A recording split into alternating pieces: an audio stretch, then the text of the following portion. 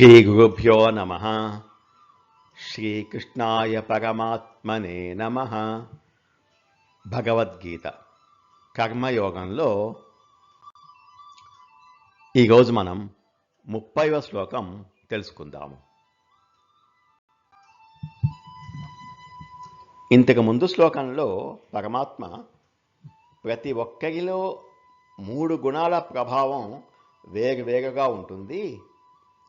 అజ్ఞానులు వారి గుణాల స్వభావానికి అనుగుణంగా ప్రవర్తిస్తారు.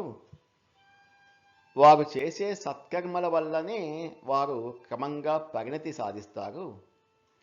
అందుకే వారిని వారి మార్గంలోనే వెళ్ళనివ్వాలి, బలవంతంగా వారిని జ్ఞాన మార్గంలోకి లాగకూడదు అని ఉపదేశించారు. ఇప్పుడు 30వ శ్లోకం సాధారణ సాధకుల కంటే కొంచెం పై స్థాయిలో ఉన్న సాధకులకు ఒక సూచన చేస్తున్నారు.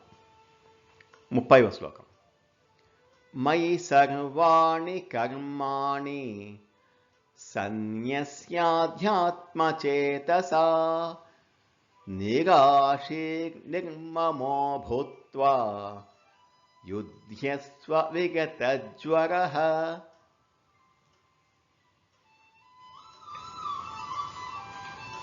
సాధారణ ముముక్షువులు అంటే ముక్తి కొరకు ప్రయత్నించేవారు. ఈ అశాశ్వతమైన సుఖాల నుండి బయటపడి శాశ్వత ఆనందం కోసం ప్రయత్నించే వారిని ముముక్షువులు అంటారు. ఈ సాధారణ ముముక్షువులు ఏం చేయాలంటే మయి సర్వాణి కర్మాణి సన్యస్య,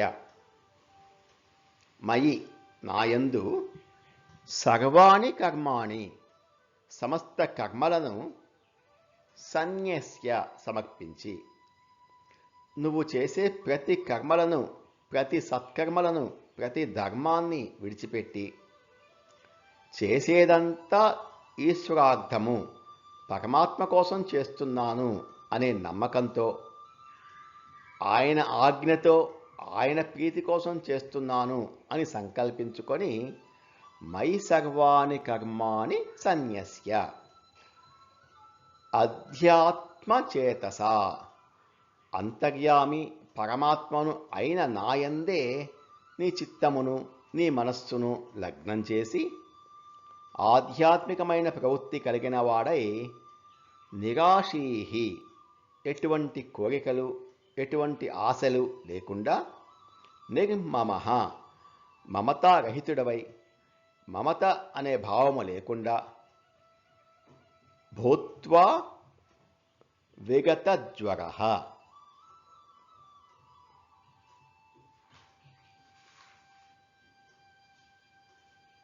ఎటువంటి ఆందోళన లేకుండా, ఎటువంటి మానసిక ఒత్తిడి లోను కాకుండా, భూత్వా అంటే ఉంది, ఆ విధంగా ఉండి, యుధ్యస్వ యుద్ధం,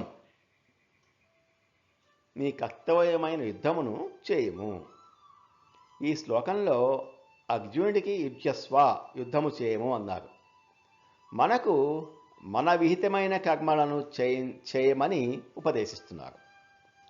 నాయందు సమస్త కర్మలను సమర్పించి అంతర్యామి పరమాత్మ అయిన నాయందు మీ చిత్తమును, మనస్సును లగ్నం చేసి మయి సర్వాణి కర్మాణి సన్యస్య అధ్యాత్మచేతస, ఎటువంటి కోరికలు, మమత లేకుండా, దుఃఖరహితంగా, సంతాపం లేకుండా, ఆందోళన లేకుండా, మానసిక ఒత్తిడి లేకుండా మీ యొక్క విహిత కర్మలను చేయమని ఉపదేశిస్తారు. నిరాశీహి నిర్మమః భూత్వా యుధ్యస్వ విగతజ్వరః. ఒక సాధకుడు సాధారణ స్థాయి నుండి ఒక మెట్టు పైకి ఎక్కాలని కోరిక ఉంటే ఏం చేయాలో ఇక్కడ పరమాత్మ ఉపదేశిస్తున్నారు. ముందుగా మయి సర్వాణి కర్మాణి సన్యస్య, ముందుగా నేను చేస్తున్నాను అనే భావాన్ని, ఏదో ఒక ఫలితం కోసం చేస్తున్నాను అనే సంకల్పాన్ని వదిలిపెట్టాలి. ఈ కర్మకు నేను కర్తను అనే భావాన్ని విడిచిపెట్టాలి. ఫలితం నాకే కావాలి, ఫలితం నాకే దక్కాలి అనే భావాన్ని విడిచిపెట్టాలి.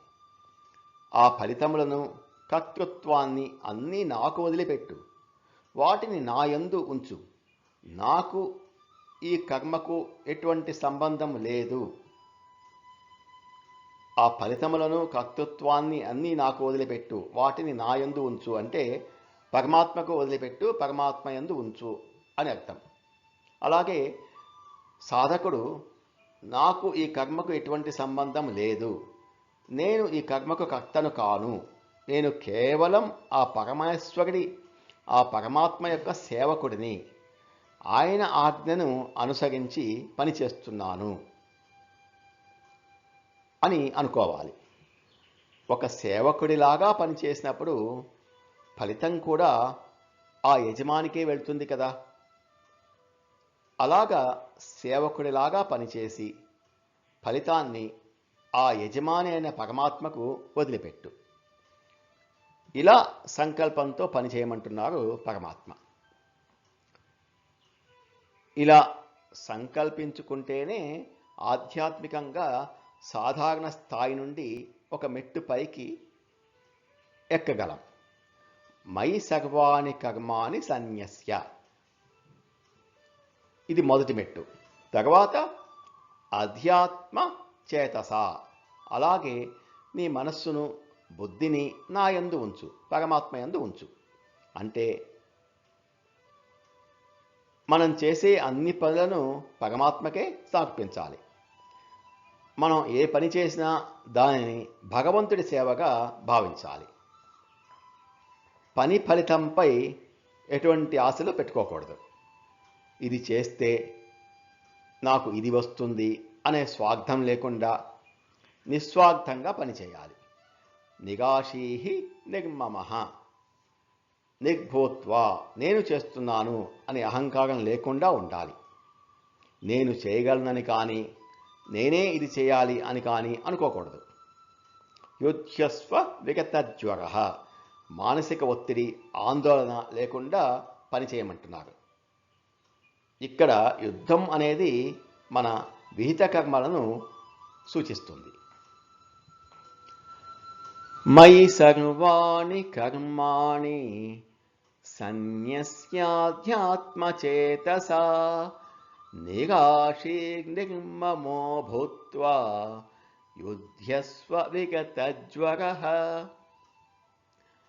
మనం ఏ పని చేసినా అది భగవంతుడికి అర్పణగా చేయాలి. ఆ పని యొక్క ఫలితం గురించి కానీ, దాని ద్వారా వచ్చే లాభం గురించి కానీ ఆలోచించకూడదు. మన పనిని మనం శ్రద్ధగా, భక్తితో చేస్తే చాలు.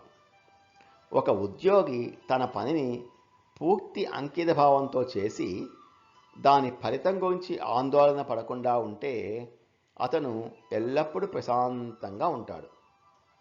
మనసులో ఉన్న భయాన్ని, ఆందోళనను తొలగించి పనిని ఆనందంగా, అంకిత భావంతో చేయడానికి మార్గం చూపిస్తున్నారు పరమాత్మ. మనం చేయాల్సిన కర్మను ధర్మబద్ధంగా, అహంకారం లేకుండా, ఫలాపేక్ష లేకుండా చేస్తే అది ముక్తికి మార్గం అవుతుంది అని పరమాత్మ ఈ శ్లోకం ద్వారా ఉపదేశిస్తున్నారు. నమో భగవతే వాసుదేవాయ. ఏతత్ ఫలం శ్రీకృష్ణార్పణమస్తు. స్వస్తి.